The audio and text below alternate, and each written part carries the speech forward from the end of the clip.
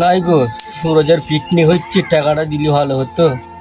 দিতি তো হয়তো, কি করে দেবো বল, পকেটে তো 5 টাকা পড়ে। তুই তো বুঝতে পারছিস আমার কি অবস্থা।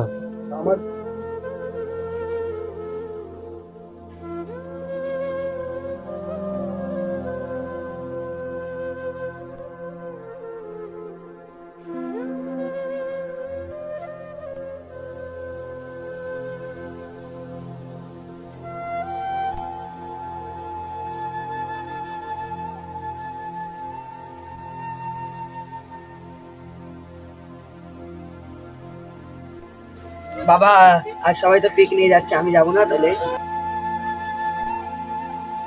যাবি বাবা যাবি, ইনশাল্লাহ তুই যাবি, কিন্তু তা আমি পরে তোকে বলছি সব। তাই ঠিক আছে আব্বা।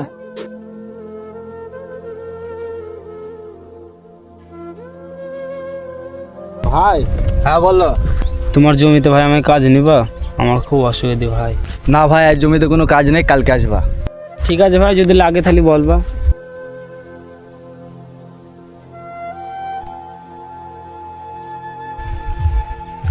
ভাই তোমার এখানে কাজ হবে, আমার খুব কাজের দরকার। না ভাই, আজ কোনো কাজ নাই, পরে আইবা। ঠিক আছে ভাই, লাগলি বলবা।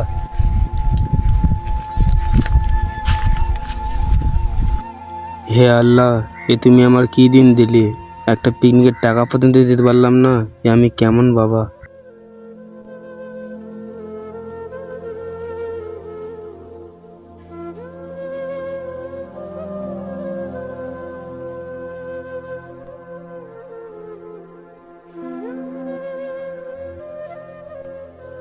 সুরজ, তুই পিকনিকে যাবি?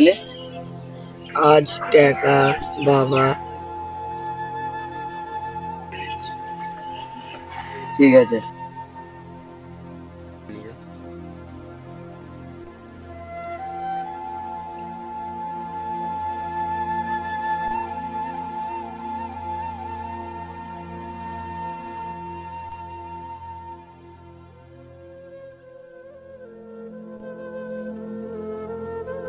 বাবা, পিকনিকের টাকা দাম তো কি হয়েছে?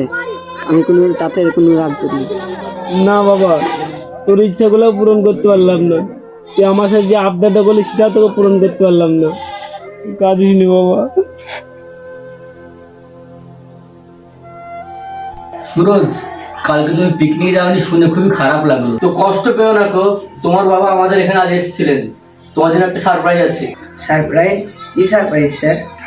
এই নাও, তোমার জন্য ফ্রি টিপ, তোমার নামে রেজিস্টার করা আছে।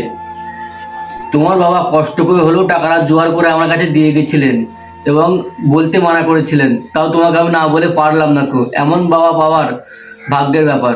ঠিক আছে স্যার, আমি আসছি।